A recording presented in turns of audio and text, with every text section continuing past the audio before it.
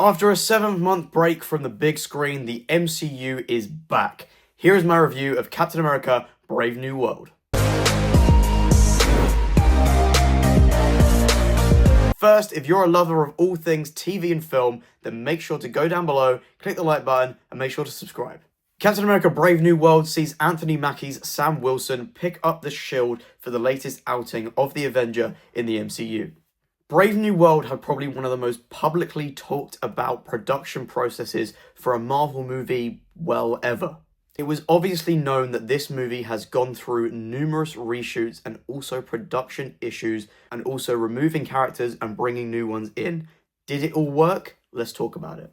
On the whole, I had a really good time with the movie, and I actually had a lot of fun with it. Is it the greatest MCU movie we've ever gotten, and on the levels of those old Captain America movies? I don't think so yet.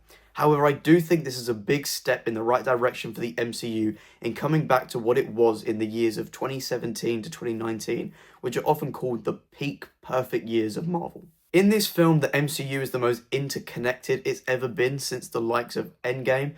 This movie really brings in things from projects like The Incredible Hulk, The Falcon and the Winter Soldier, Black Widow, Eternals. We're finally touching things in the MCU that have been left for 3 to 4 years, finally starting to talk about them, acknowledge them, and give them a reason in the wider MCU plot, which has been missing for so long, and seeing that again was so great. I'm going to start off by talking about everything that was positive about this movie. First off, I want to congratulate Harrison Ford and Anthony Mackie for their performances. Harrison Ford is the clear standout. He takes charge in every scene. He commands every single scene that he's in, and he gives a phenomenal performance as Thaddeus Ross and also as the Red Hulk. Anthony Mackie really comes in to solidify himself as our new Cap.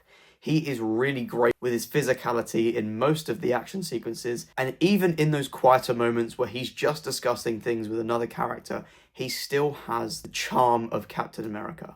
Though I will say one thing, the way he's written, his speeches don't have that same sense of hope and the same punch that the speeches that Chris Evans' Steve Rogers used to give in those old days of the MCU. However, I do hope and can only hope that that improves in the future as Marvel work more on their quality rather than their quantity.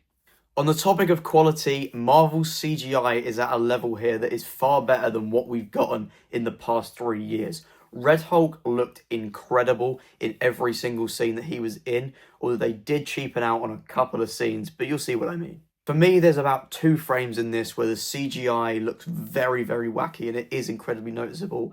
But as the movie as a whole is strong, I can let that go and see that Marvel are working to a brighter future and back to where they were a couple years ago, and I can appreciate that. Our supporting cast does a good enough job in their roles. Danny Ramirez as our new Falcon is fun and enjoyable to watch, just like he was in The Falcon and the Winter Soldier.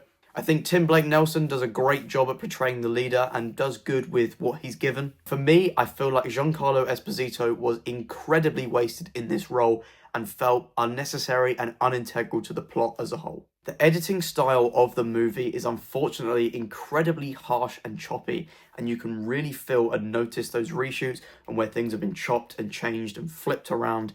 It's like they've pulled the movie apart and then stuck it all back together, and then this is what we've been left with. And while it's not bad overall, you can certainly feel that it's not as great as what the MCU used to be. From this point onwards, I am going to be going into spoilers, so if you have not seen Captain America: Brave New World yet, make sure to go and watch it and then come back to this video to hear my spoiler thoughts. Sidewinder, played by Giancarlo Esposito, only ever interacts with Anthony Mackie's Captain America, and it doesn't really add much. He gives one sort of big reveal in the middle of the movie, but other than that, he doesn't really serve a purpose other than just being there. As for the story, this is where the movie starts to lose it.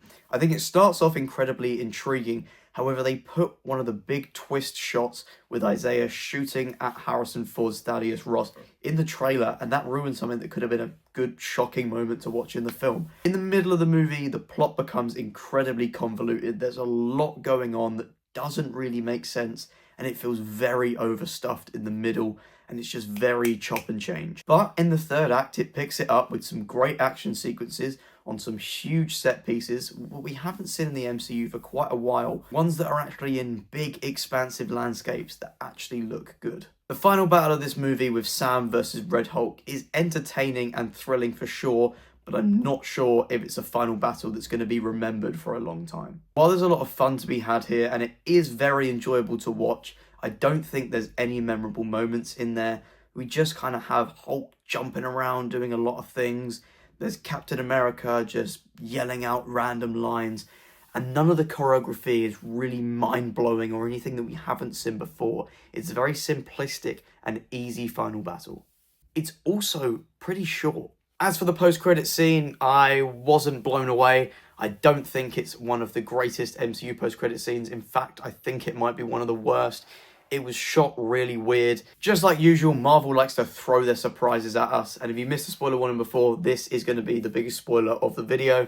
But having Bucky show up just for a couple of moments to give Cap his little boost is exactly what we needed. And I love that dynamic always between Anthony Mackie and Sebastian Stan. There was another couple fun surprises in there with a couple of name drops, and also seeing Liv Tyler reprise her role as Betty Ross at the end. I thought that was really great and ended off Thaddeus Ross's journey in this movie. But on the whole, I think you can have a really good time with Brave New World. It has its noticeable flaws, but there's just enough good and just enough fun in here that you can put them to the side and just have a lot of enjoyment with this film.